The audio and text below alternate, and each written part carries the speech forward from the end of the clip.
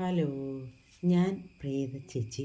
പ്രീതാസ് വേൾഡിലേക്ക് എല്ലാവർക്കും സ്വാഗതം. ഞാൻ ഇന്ന് കാണിക്കാൻ പോകുന്നത് നമ്മുടെ കർക്കിടകത്തിൽ 10 ഇലകളിൽ പെട്ട ഒരു ഇലയായ ചേമ്പിലയാണ്. ഇത് ഓരോരുത്തരുടെ നാട്ടിൽ ഓരോന്നായിരിക്കും അതിന് പേര് പറഞ്ഞത്. ഞങ്ങളുടെ നാട്ടിൽ ഇതിനെ പറയുന്നത് കാട്ടുചേമ്പ്, തൂക്കുചേമ്പ് എന്നൊക്കെ പറയുമല്ലോ. നല്ല ഭയങ്കര ഗുണമുള്ളൊരു സാധനമാണിത്.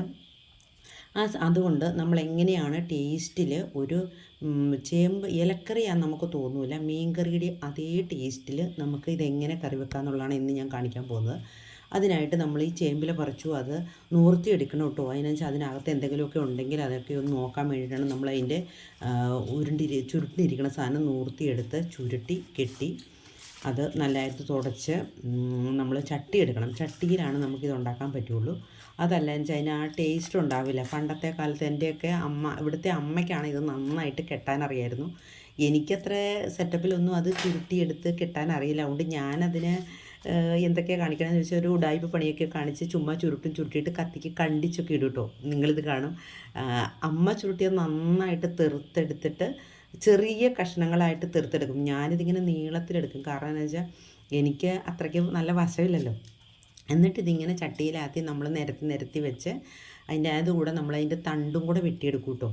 തണ്ട് നമ്മൾ ചീകി എടുത്തിട്ട് വീഡിയോയിൽ വരും. അതങ്ങനെ വെച്ച് നിരത്തി വെച്ച് നമ്മൾ നമ്മൾ കുടംപുളി ഇല്ലേ, നമ്മുടെ മീനൊക്കെ കറി വെക്കുന്ന കുടംപുളി, ആ കുടംപുളി ഇട്ടാണ് ഇത് നമ്മൾ വെക്കുന്നത്. അതുകൊണ്ട് എന്ന് വെച്ചാൽ ഇതിന് ആ ഒരു മീൻ കറിയുടെ അതേ ടേസ്റ്റാണ്. നമ്മൾ ഇലക്കറി എപ്പോഴും വെക്കുന്നത് എന്തുകൊണ്ടാണെന്ന് വെച്ചാൽ നമ്മൾ ജീരകം ചേർത്താണ് വെക്കുന്നത്. പക്ഷെ നമ്മൾ ഇതിനകത്ത് നമ്മൾ മല്ലിയാണ് ചേർക്കുന്നത്. അപ്പം നമുക്ക് ആ മീൻ കറിയുടെ അത് വരും. ഇതിപ്പോൾ ഞാൻ കാണിക്കുന്നത് കണ്ടോ, ഇങ്ങനെ എളുപ്പത്തിനുള്ള പണിയാട്ടോ ഞാൻ കാണിക്കുന്നത്. കാരണം എന്ന് വെച്ചാൽ അത് കണ്ടിച്ചൊക്കെ വെക്കുകയാണ്. അമ്മയാകുമ്പോൾ എന്താണെന്ന് വെച്ചാൽ അമ്മ നല്ല ഒന്നും കണ്ടിച്ചിട്ടില്ല, മുഴുവനും തെറുത്ത് ചുരുട്ടി കെട്ടി വയ്ക്കും. ഞാനിങ്ങനെ കണ്ടിച്ചൊക്കെ ഇടും. പക്ഷേ ടേസ്റ്റ് ഉണ്ടാവും കേട്ടോ. എങ്ങനെ കാണിച്ചാലും അതിന് നല്ല ടേസ്റ്റാണ് ഇതിന്. എനിക്ക് ഭയങ്കര ഇഷ്ടമാണ്. ഇപ്പോൾ എൻ്റെ അമ്മ ഇവിടെ ഇല്ല കേട്ടോ. അമ്മ മരിച്ചുപോയി, ഹസ്ബൻഡിൻ്റെ അമ്മയാണ്. അമ്മയ്ക്ക് ഭയങ്കര ഇഷ്ടമുള്ള സാധനമാണ്. അപ്പോൾ ഞാനിതിങ്ങനെ കർക്കിടകമാകുമ്പോൾ ഇങ്ങനെ പറിച്ചു കൊണ്ട് കൊടുക്കും. അമ്മ ഇത് മൊത്തം ഇങ്ങനെ സെറ്റാക്കി തരും. ഞാനത് കറി വയ്ക്കും. കറി വെച്ച് ഞങ്ങളൊരു 2-3 ദിവസമൊക്കെ കൂട്ടും.